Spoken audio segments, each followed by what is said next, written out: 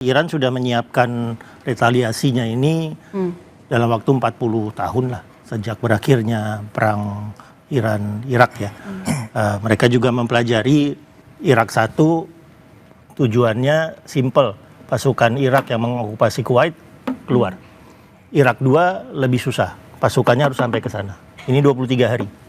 Ya, tapi ada tujuan yang spesifik dan tercapai. Ya, dua-duanya. Yang ini yang sekarang enggak. Nah, Iran mempelajari itu, lalu kemudian membuat satu strategi yang tidak ada satu analis militer pun di dunia yang bisa membacanya.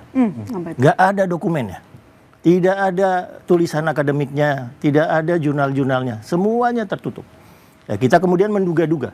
Ya, kita menduga-duga kenapa misalnya terbunuhnya di 3 hari pertama hampir 23 bintang 2 di Iran itu tidak membuat command structure-nya melemah, tapi malah militansinya makin kuat.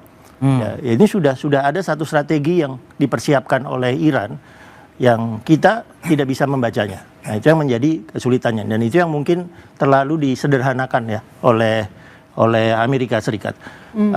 Misalnya tadi tentang Hormuz ya, Iran tahu bahwa dulu ada rencana ini dibuat jalur pelayaran di pesisir begini, pesisir nyampe ke sana, lalu di sini masuk ke UAE, buat kayak bukan terusan. Tapi kayak jalan tol. Ya, untuk ngangkut truk-truk yang pokoknya di sini. Tapi ini dianggap sebagai strategi darurat. Itu sudah dipersiapkan. Ya, ketika tahun 88 perang Iran-Irak berakhir sudah dipersiapkan. Tapi tidak ada inisiatif untuk membangunnya. Kemudian dibicarakan lagi. Arab Saudi yang lebih siap. Arab Saudi itu membangun jalur pipa ke Laut Merah. Ya, begitu Arab Saudi membangun jalur pipa ke Laut Merah, Irannya membiayai Houthi di Yaman di sebelah sini. Ya, sehingga akan dekat sekali ya ketika Choke point 2 ya. Choke point 2-nya. Nah, sekarang kalau seandainya tadi Pak Agung sudah mengatakan musuh utamanya Amerika dalam semua perang-perang seperti ini adalah waktu. Itu musuh utamanya. Kalau ngelihat pooling, pada saat perangnya terjadi dukungannya tinggi. Tapi begitu perangnya menjadi perang attrition, berlarut, ya ada contoh Vietnam, ada contoh Afghanistan, dukungan publik signifikan. Nah, ini dari dukungan publik yang melebihi 60% ketika perang dimulai merosot ya, karena sekarang approval rate-nya Trump 35%, itu yang tercepat dalam sejarah kepresidenan Amerika Serikat. Nah, tadi musuhnya Trump sekarang ini ada 4. Tadi sudah disebut yield, yang kedua adalah pasar saham, ya, pasar saham, pasar komoditas. Yang ketiga adalah inflasi. Nah, yang keempat ini yang lebih mengerikan dari 3 ini adalah pemilu yang akan dihadapi Trump di akhir tahun ini. Ya, jadi kemudian muncul sejak April 2025 ketika Liberation Day itu ada muncul istilah TACO. Trump always chicken out. Ya, Trump always chicken out kalau tadi salah satu dari 4 ini, apalagi 4-4-nya menghimpit dia. Yield tembus 4,5, misalnya harga saham merah, komoditas ya. Jadi misalnya ya Amerika Serikat produsen minyak terbesar, tapi kendali harga bukan di dia. Kendali harga tetap di pasar komoditas. Begitu nanti supply di dunia itu terganggu, harga naik, ya orang yang ngisi bensin di Amerika Serikat beli dengan harga yang lebih mahal juga. Saya baru kembali dari Canberra ya. Itu pertama kali ada workshop lah antara pemerintah Indonesia dengan Australia didampingi oleh akademisi tentang keamanan ekonomi. Yang menariknya mereka memakai kata keamanan ekonomi. Ditampilkan simulasinya kalau seandainya ini tertutup. Ya, kalau seandainya ini tertutup, pemulihan harga minyak ini bisa sampai 180, lalu harga itu bisa saja turun cepat ke angka 90-80, tapi pemulihan dari dampaknya itu bisa 2,5 tahun. Oke, baik. Pak Agung, tadi kan Anda menyatakan kalau misalnya memang Marinir lewat Chabahar, lantas bagaimana dengan dari countermeasure-nya dari Iran? Iran mestinya sekarang jadi sudah ketahuan kan, saya udah ngomong gini, Iran menyebar lah, ketahuan, disiapkan. Mereka tidak menyiapkan di sini. Kenapa? Karena mereka semua menjaga di sini. Persiapan kalau semua terpaku pada Selat Hormuz dan Selat Hormuz, Kark, kemudian tempat-tempat ini siap untuk menampung.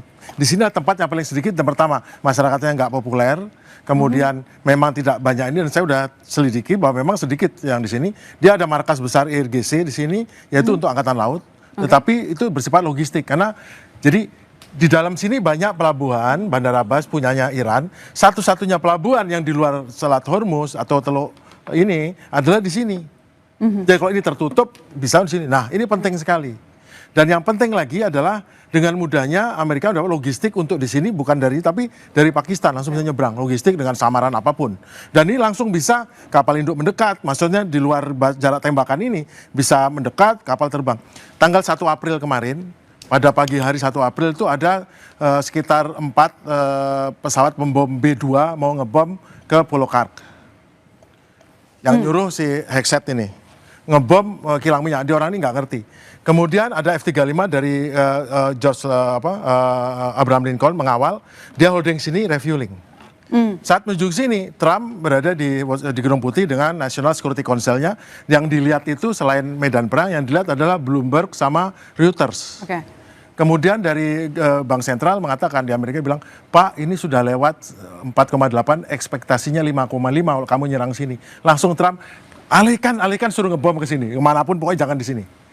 Jadi ada target tertentu dan mereka udah tahu betul bahwa nggak boleh nyerang apapun yang mengganggu kelancaran minyak, termasuk minyaknya Iran. Jadi bohong besar kalau mengatakan saya hancurkan kilang minyak, nggak ada. Ada satu variabel Pak Agung yang belum kita bahas. Ya. Ketika ini cuma 100 jam, ketika ini ke sini cuma 20-an hari, saat itu Amerika Serikat menikmati yang disebut sebagai keunggulan air power. Total. Sama sekali tidak ada retaliasi apapun dari Irak. Ya, jadi pasukannya mendarat di sini, pasukannya bergerak. Ada highway of death di sana, nggak ada sama sekali serbuan udara Amerika Serikat. Nah, yang dari Irak, yang ini bisanya tanda tanya karena retaliasi serangan udaranya Iran tetap terjadi dan mungkin itu yang menyebabkan sekarang ketegangan antara menteri yang sipil dengan militer Amerika Serikat yang sudah megang satu prinsip sejak Perang Dunia II. Tanpa ada air power supremacy, kami nggak akan menerjunkan pasukan darat. Dan itu tidak terpenuhi syarat itu sampai sekarang. Jadi setelah menurunkan pasukan marinir dan ini merebut airhead dan bulkhead, maka yang pertama berikutnya adalah Patriot dan lainnya ditaruh di sini. Nah, kalau itu nggak bisa dikasih ya jangan nyerbu sini. Tapi kalau tetap presiden yang aneh ini nyuruh untuk nyerbu, tempat ini yang paling aman. Dah itu pilihannya. Nggak ada tempat lain nggak akan aman. Pak Qurtubi, menurut Anda sendiri, apakah nanti harga minyak bisa menembus $200 per barel kalau Hormuz tetap tertutup dan masih ada perang besar? Sangat mungkin. Sangat mungkin? Sangat mungkin, sehingga kita harus waspada.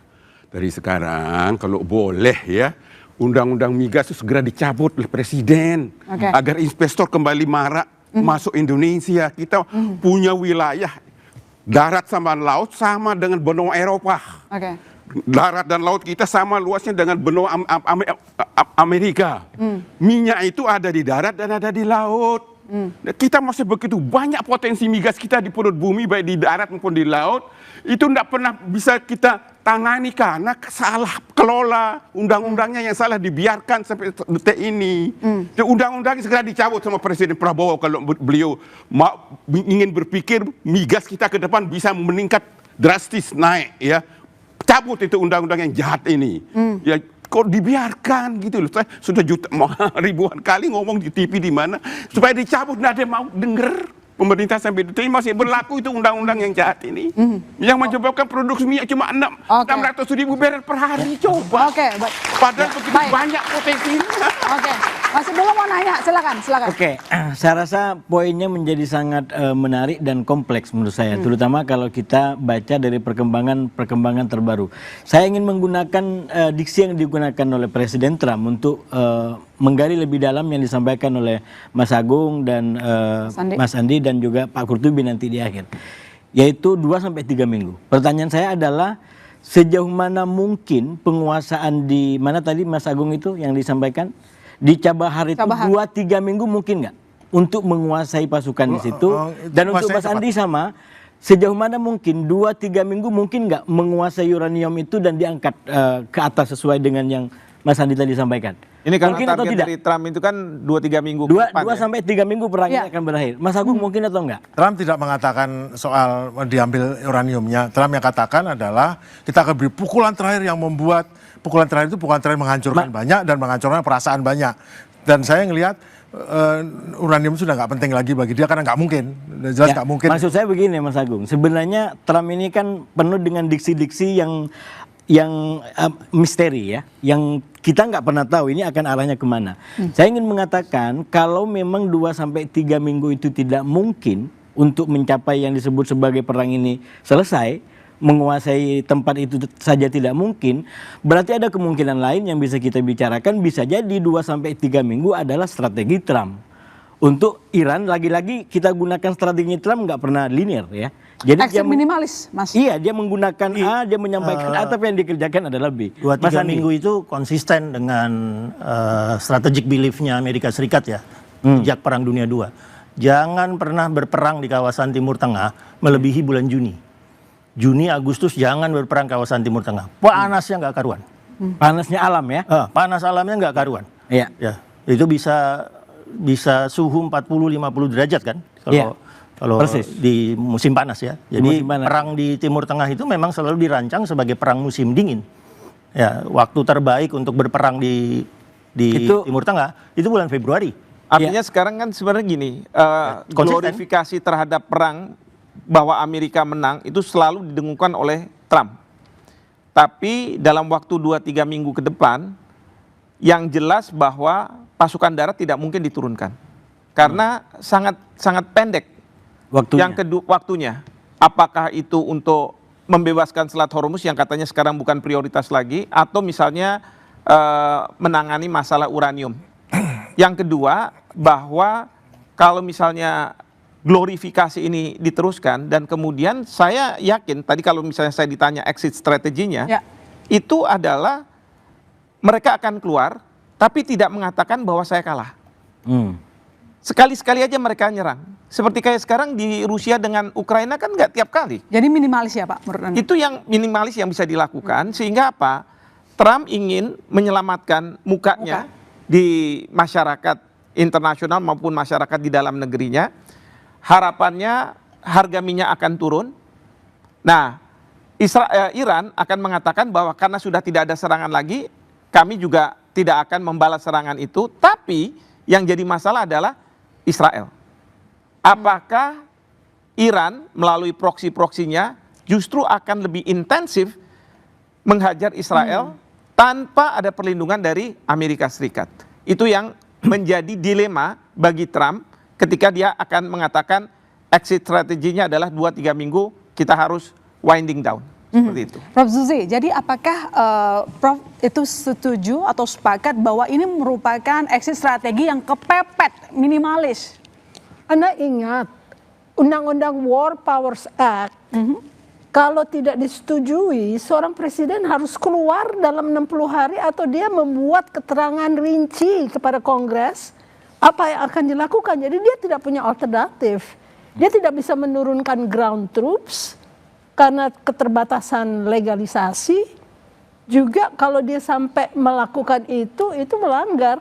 Kalau dia lebih dari 60 hari, dia akan kena marah dari Kongres. Jadi sebenarnya Trump tidak punya banyak pilihan. Sekarang hanya yang dilakukan adalah propaganda agar winning strategy atau winning personality ini masih menjadi acuan bagi publik Amerika. Jadi it's a soal propaganda. Dan juga dengan penggunaan AI dalam peperangan ini banyak terjadi kesalahan karena tidak nuance enough untuk tahu siapa-siapa yang akan dihancurkan gitu loh. Jadi dia hanya melulu mengenai hitungan-hitungan dari Palantir atau hitungan-hitungan yang masih dicoba-coba. Sehingga dengan sendirinya dia kalah. Juga hubris dan Pentagon dipimpin oleh seorang sipil selalu menunjukkan kegagalan. Jadi kita bisa lihat bahwa Trump tidak punya banyak pilihan kecuali mencari exit strategi dengan tidak kehilangan muka. Dengan tidak kehilangan muka. Kalau menurut Mbak Aisyah sendiri, apakah punya pendapat yang sama bahwa ini bentuknya juga exit strategi yang cukup minimalis karena untuk menampakkan muka. Tapi apakah menurut Anda ada strategis atau mungkin menurut Anda apakah Trump berani mengambil risiko besar di tengah waktu yang sangat kepepet? Saya kira untuk mengambil risiko besar kayaknya kemungkinannya sangat sempit. Tidak, ya. Pertama, sebenarnya ada kemungkinan memang Cabaha ini dipakai, tetapi kita harus ingat bahwa penurunan ground troops secara total itu berisiko. Pertama gini, dia dari penurunan ground troops dia punya 3 pilihan di sini sebenarnya. Yang pertama adalah penurunan melalui special force. Jadi intelijen, lalu kemudian pasukan khusus ya untuk melaksanakan misi-misi rahasia, asasinasi, lalu kemudian sabotase dan lain-lain. Yang kedua ini adalah pilihannya pendudukan suatu wilayah dan suatu fasilitas militer untuk sementara, nggak mungkin selamanya ya. Jadi pasti at some point Amerika Serikat harus pergi dari situ ya, setelah tujuan objektifnya tercapai. Yang ketiga ini baru ground troops secara total. Tapi saya rasa untuk melakukan yang ketiga ini harus mengingat bahwa Iran memiliki strategi perang mosaik, yang mana kemudian wilayah chain command-nya ini dipecah menjadi 31 wilayah berbeda yang memiliki otoritas untuk bisa melakukan serangan secara terpisah gitu, tanpa harus melakukan otorisasi dari pemerintah pusat, meskipun masih ada koordinasi vertikal ya. Nah, lalu kita lihat di sini, tadi ada juga pembicaraan mengenai Trump ya. Saya kira Trump ini sekarang statementnya sudah tidak bisa dipercaya, karena kita lihat bahwa dari beberapa hari sebelumnya kan, Trump ini selalu mengatakan bahwa Amerika is winning the war, they're not. Dan harus diperhatikan bahwa kita memisahkan yang mana yang kemenangan taktikal dan yang mana yang kemenangan secara strategis. Amerika Serikat jelas unggul secara taktikal. Mereka memiliki Air Force yang lebih besar, mereka memiliki naval capacity paling besar di dunia, gitu ya. Tetapi kemudian power itu kan harus dilihat secara kontekstual dan bagaimana kemudian power itu bisa dimanfaatkan dalam situasi yang sekarang ini, gitu. Saya kira saat ini Amerika Serikat dengan desakan di ekonomi, desakan di politik internasional maupun politik domestik tidak memiliki pilihan untuk kemudian bisa menaiki escalation ladder, untuk bisa menaiki tangga eskalasi di dalam konflik ini. Karena ketika konfliknya semakin terekskalasi, yang diuntungkan itu adalah Iran. Lalu pembicaraan terkait Selat Hormuz, saya rasa tadi ya tidak bisa dipercaya karena Selat Hormuz ini tetap penting mau tidak mau, gitu. Yang pertama kita lihat di sini bahwa negara-negara Gulf State itu kan sebenarnya hanya bisa mengeluarkan dan mendistribusikan minyaknya melalui Selat Hormuz. Ada pilihan lain yaitu pembangunan pipeline dari wilayah timur ke barat ya. Itu sudah dipikirkan sebenarnya oleh Arab Saudi untuk membangun sebuah pipeline baru dan distribusi melalui Yanbu. Tetapi kan kita lihat sekarang ada juga di Yemen ya, Houthi mulai bergabung dengan perang ini gitu. Dan Yemen ini dan Houthi ini sebenarnya dia belum melakukan sesuatu tindakan yang signifikan sebenarnya di kawasan Laut Merah. Tetapi apabila Houthi kemudian menembakkan 1 atau 2 rudal saja, maka yang terjadi apa? Asuransi akan semakin naik, harga-harga akan semakin naik. Kapal-kapal di sana tidak akan mau lewat, gitu. Jadi itu yang kemudian sekarang dilihat ya. Jadi saya rasa di sini sebenarnya Selat Hormuz tetap harus akan dibuka, mau tidak mau bagaimanapun caranya. Tetapi ini yang kemudian susah kan, karena ada perbedaan di antara kebutuhan dan kemudian kemampuan, gitu. Saya kira sebenarnya operasi-operasi yang dilakukan Amerika Serikat sekarang merupakan operasi salah satu yang paling berbahaya yang pernah dilakukan, tidak seperti operasi-operasi sebelumnya. Dan ini merupakan operasi yang sangat high risk. Oke, baik. Mas Andi, kalau menurut Mas Andi sendiri, kenapa kedua negara itu sama-sama menargetkan operasi non-militer? Nanti dijawab, boleh sekali kembali, saudara, tetap di Bola Liar.